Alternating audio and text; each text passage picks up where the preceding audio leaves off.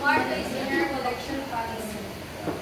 One of the primary factors that should be considered in formulation of general collection policies is need for immediate recovery of the graded granted. So, isa ang is kung diba ikaw as a lender, naunawang gindi mo if mas mapadali pagbalik ang imo ang money na ipabaro.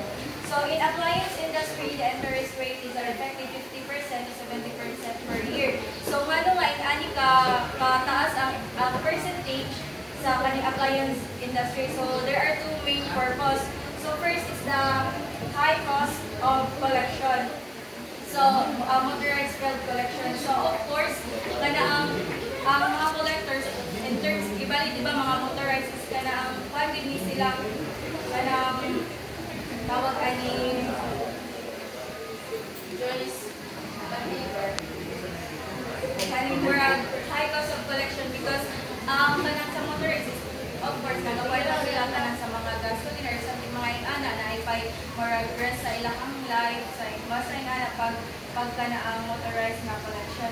Then higher budget risk. So, you are not sure kung nagpabaro ka sa kanang kuan kanang di man kita maka-sure din no ang isa ka kanang borrowers kanang dili mo gid siya ingon na kanang good payer. So, na mga times na kanang hindi siya makabayad kay due to mga circumstances na wala na balaan. So, isa po na nga reason why ang rate is taas para ang ilahang kabali loss or kuanis mapunan. So, next is some of the areas where general collection policies have to be formulated are hiring of collectors, so job requirements. So, first is job requirements. So, ang job requirements kay kani is kanang you have to like magwa sila mga collectors. So, dapat ang collector nga ilahang ginakuha is kanang naay qualification and skills na to be a collector. Then next is kanang protection against loss of cash collection through selective hiring. So, kani is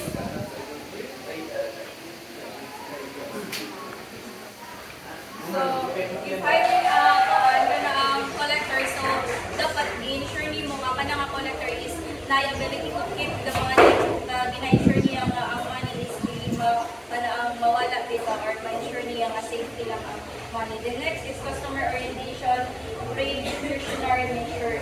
So, here is kanang gina-insure sa collector or gina-focus nila on providing good customer service as a way to prevent kanang collection issues. Next is the procedures in the handling of collection. So, collection for cash. First is collection for cash. So, sa collection for cash, here, dapat ang isa ka collector is kanang naa siya kanang ability to handle or he knows how to handle the process of cash payments of the customer. So, next is the other collection techniques. So, ang isa ka collector, of course, na-apod siya yung mga other ways how kanang mag-collect sa kanang money na or kanang mag-cash na i-utang sa isa ka debtor. So, next is the surcharges and penalties. So, here is kaning policies regarding additional charges or penalties for late payments or fund. So, ang isa ka collector is na sila or isa ka ko kanang if ever ang imong payment is kanang na-late na ka sa pagbayad, di ba ang imong payment is na tapos next pa ka nakabayad, so na siya yung mga penalties. So, next is failed motorized collection versus collection letter. So, ang diri is kanang deciding when it's appropriate to send collection in person or failed collection basiya or collection letters lang. So, next is the when to send motorized collection letters. So, kalipod is guidelines for when to use each method of collection on the situation. Next is the collection incentive program. So ang collection incentive program is gina-offer ni siya sa mga collectors para mas ma-motivate pa sila sa ilang work. Then next is the insurance policy to be assigned by the debtor. Ang dili is requiring debtors to assign an insurance policy as a collateral for the debt. So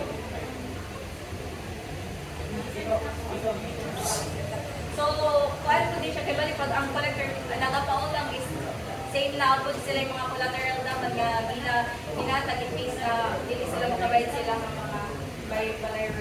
The use of acceleration clause kani siya is including sa ilahang contract nga ang isa ka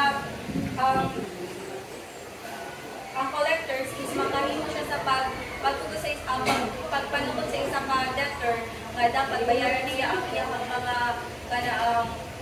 kabali na sila yung mga utang ang kabali mga bayaran kabali next kung niyani man wala sila kabayad. So ang collector is na sila right na sugto nila katong mga ang timuang process nga na kuan. The next is the higher policies for collectors. So in appliance companies and other small and medium-sized suppliers of credit, the job of collector is always a dead-end job. So of course, kani bitaw diri ay sa ang mga daghan kiban di makamao naman jud ta kung kuan kanang sa mga collectors daghan naman gid na kay sa pautang, sa mga appliances kay ngayon ingani murag risky pud ni nga trabaho kuan kay lisod siya kay naay mga utang ay ba nga kana ang murag unya-unyaon ra tas apektado ba ya ang ilang work because ang ilang performance ana is ginakuan pud more gina-evaluate so ingani apektado ang so the hiring of high achievers so cum laude graduates of top-notch colleges and universities as collector in this type of company is definitely not a good idea. Such high achievers one hired would end up being motivated and underperforming in just a year or less. Their only alternative is to look for another employment opportunity in line with their career goals. So if this happens, the company will be placed at a very serious advantage for two reasons. So here is kanang itong sa mga ingana like mga small lang kuan kung ang ilang ipang-hire is mga summa cum laude o mga kanang mga top-notchers kay of course ang ilang expectation syempre summa cum laude is good na so high gid ang ilang mga expectation. So if kani ang ilang i-hire so there is possibility nga murag kanang dili sila murag makuha sa ilang work ba dili sila satisfied so naay reason nga murag hawa sila so there are maunang na-siya disadvantage. So first is the high cost of training replacement personnel. So mahimo siya kana ang disadvantage because if mahawa na ang isa ka kana siya nga employee is ang iyahang kuan so there is a high cost of training replacement personnel. So the second is the accounts left by the resigned employee will be temporarily neglected and might be deterred. So ang kabali ang na-assign ato nga kuan niya is nga work is mahimo mas more ma-neglect na siya pa kay due to kanang naay mga kapabat. So next is the protection against loss of cash collection. So in banks where the loans due are in large lump sum amounts, borrowers take the time to go to the bank and make their payment to the bank cashiers.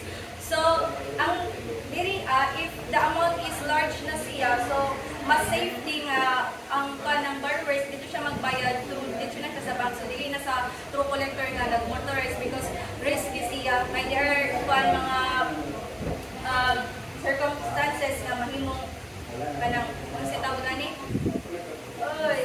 ma-hold up or something may nga mawala ang fund. So unauthorized and illegal act of taking the company's cash collection is called defalcation in the appliance industry. So if collectors if ang iyang mawala niya ang money or isibat niya ang money so that is called defalcation. So next is the selective hiring. If credit investigators strictly screen credit applicants for merchandise items 1,000 pesos on the average, the company was always do the same in its hiring of new collectors. So selective hiring is here daw if ang mga credit investigators applicants nga mag-avail sa items nga worth mga 10,000. So if able enough pa nga makabayad nga amount every month, so dapat ingana po lang ilahang buhaton sa mga in terms of hiring collectors nga kana bang gina-ensure nila nga ang collectors na ilang mga hire is capable enough ana nga mga kanang position or ilang mga trabaho.